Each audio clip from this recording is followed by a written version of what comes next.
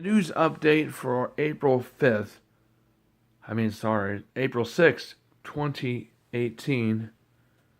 Friday on Thursday night. We've been sitting on this news story for a while, but we do believe that a Russian spy, that a spy was killed in Russia with his daughter due to a Russian operative that gave them a biological substance of some kind. Um, Kind of sounds like what happened when that another famous hitman or killer that was a professional killer got killed in Russia with with radiation poison. But I'm not saying that's the same substance they gave, but this is a biological nature and substance, and we've been sitting on that story for a while. But we do believe the spy was killed by a Russian operative. Next story: a man who worked for the Center of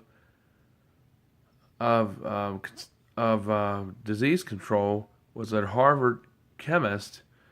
They found him in the Chattahoochee River. His name is Timothy Cunningham.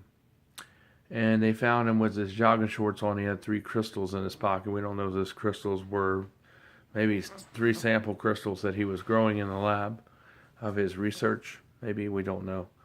But we do know they did find his body yesterday morning in the river. Some people were out there and they saw what appeared to be his body, and it was his body. Now, he went to Harvard and he was a scientist that worked for the Centers of Disease Control, as we said. So they don't think it was any foul play, but they're not really saying it's not because it's still under investigation. So we don't want to rule it out, but we don't know. Because they said when he left work that day in February, he was sick, but he never returned back to work. So they're looking into that because of that reason, possibly.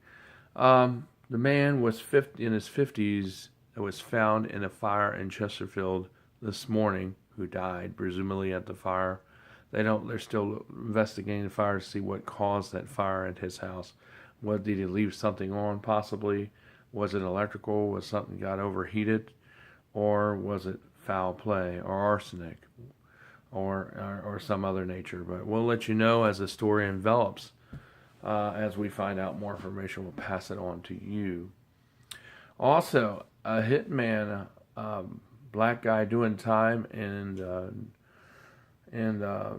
Chesapeake jail, was trying to hire a hitman to kill the girl who he sexually abused while in his care, or while he had access to her, and he was trying to kill the girl before she went up to the stand to testify, which is really sick, to say the least. But anyway, that changes the case, which probably will help the case to convict this man more, because he tried to have her murdered, and the inmate was in there, and I guess they told the authorities so he could probably get a less time on his sentence, and that's probably how that went down, somewhere to that, you know. Because nobody's gonna. He tried to hire a killer from on the outside of jail, which ended up turning him in, which is good. But that's why you never want to try to do stuff like that, especially if you're not thinking right and you're in jail, because a lot of times inmates are going to tell, or they're going to talk, and they're definitely going to use that against you. So it's not a good idea to be planning to kill anybody inside or from inside jail or outside, because chances are it may be an operative who you're hiring, and once you say it's okay, then they arrest you. We see many stories like that. So it's really dumb that somebody would want to hire someone to kill someone who they were sexually taking advantage of, an underage female girl, and they wanted to try to kill the child so they wouldn't testify. It just sounds really dumb. But anyway, it just basically sealed his coffin, so he won't be out of jail for a long time, which is good for the girl, to say the least. But anyway,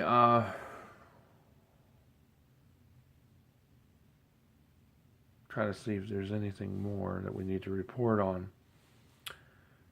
Uh, we still haven't found anything more about the Delta data breach. Not, I said customers, but I meant not workers, but on customers who have flown with Delta Airlines in August to September of 2017 last year.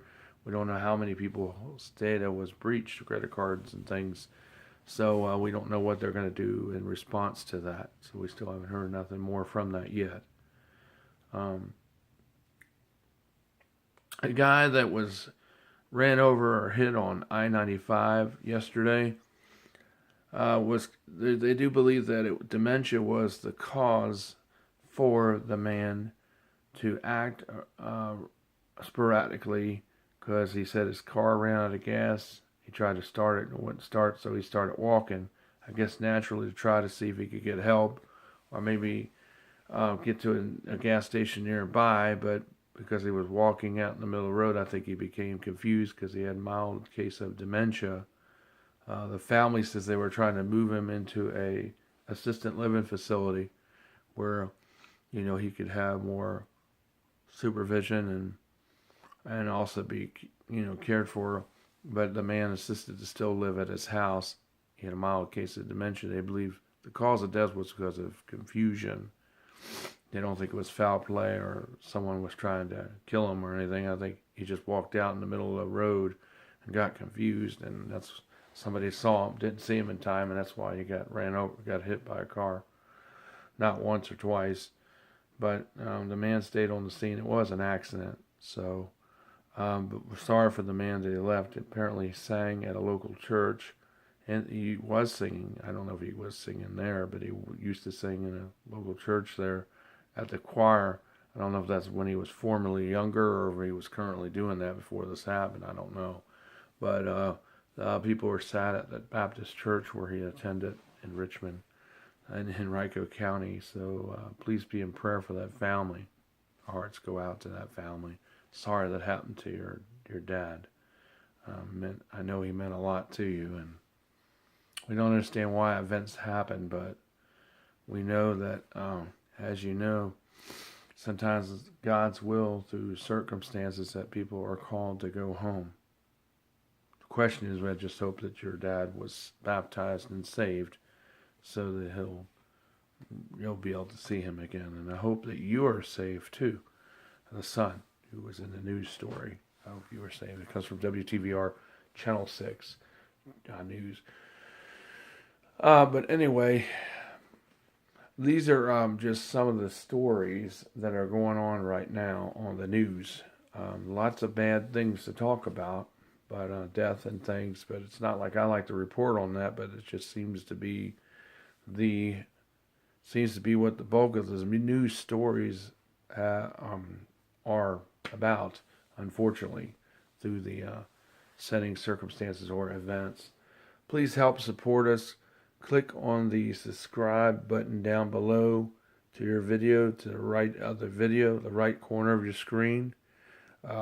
Make sure that you hit the subscribe button down below so you can subscribe to us. We have 34 subscribers. I want to thank HUD.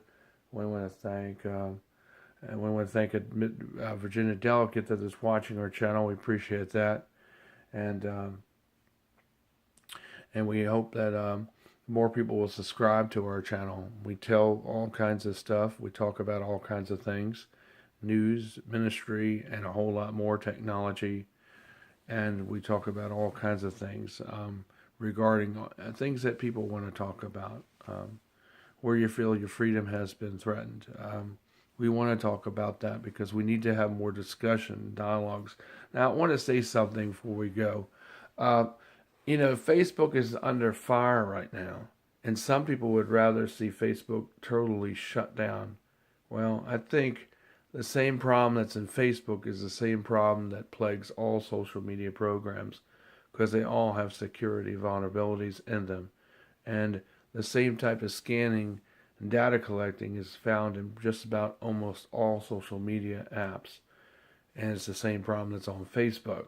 So I think all social media apps have to be reformed, including Facebook, But I don't think it's necessary to boycott Facebook and shut it down and say, well, the reason why our children are being trafficked or are being stalked or have been sold by a predator is all due in part to only Facebook. I would say that these bad people will just use, when I use that in the news, I was just using Facebook as an example because they have security holes, but all social media can be used in a way by bad people to track children and to find out where they are. And that's how they can be trafficked, and that's how they often are. Not just Facebook, but all apps, including your Snapchat and Instagram and Pinterest and a lot of these apps that your kids use from day to day and adults use. So, be careful what you're putting out there on YouTube too. YouTube is a lot of children on there. And I don't think young kids should be on YouTube doing things like, when they're underage. I don't think they should be on there at all because I think YouTube should be for mature, like adult people, should have an adult or an age requirement. I thought it did in the Chula, but there are a lot of underage kids on there, a whole bunch of them, even kids that are even when they're not teens, and I don't think they should be out on YouTube doing videos. And I said that the other day. So, like I said, I don't think we need to make a stronger firewall or have a Chinese style internet. No, but I think that social media needs to take a more active role, all of it, including YouTube and Facebook, not censoring people, but just reforming it so that the data that's kept and videos that are shown can only be seen for certain people. Unless someone wants to release it to everyone on the internet publicly, then they can.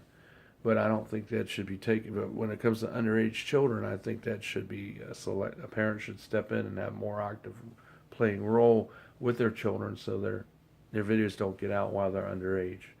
And I think it should be true with all media. If you're going to have your children on it and they're able to be on it, I think that should be supervised by a parent until they're 18 years of age.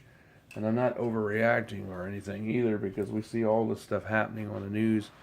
And it's not just Facebook that's the apparent evil, which some people are trying to paint Facebook as, but all social media has the same vulnerability and problems in it. So all they need to do is just reform Facebook. We need not censor everything like some people want to do, but really make it more safer with children and pictures. Like blur out the pictures of children and they're underage. If there's 18 or more, then of course they can show their face. But if they're under 18, they should not be shown on Facebook. Even if they're on there at age 16, they shouldn't. If they're going to be on there, they should try to disguise themselves, or they should try not to look exactly in the camera.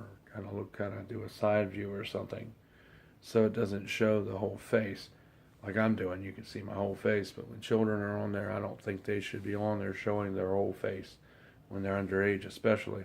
If you have, like I said on another video, the ability to blur their faces out when they're underage and you have them on there, then do it, because that would be better if you did that. Even law enforcement has also suggested that as well, and Homeland Security has. And we do here at DeSilva's Media. But anyway, that's just some of the top stories.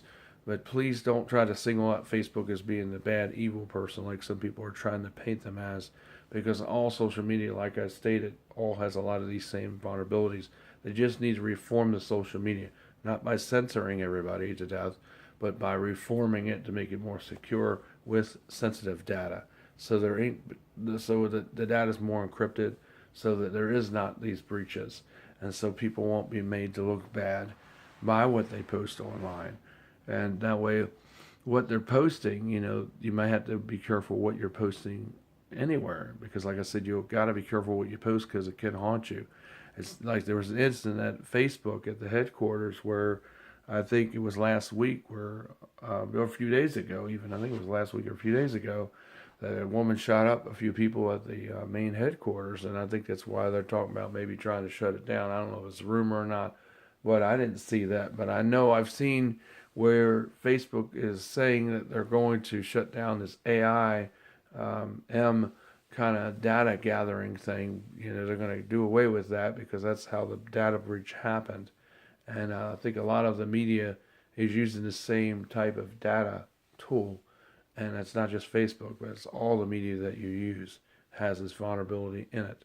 So it's not just Facebook that's doing this.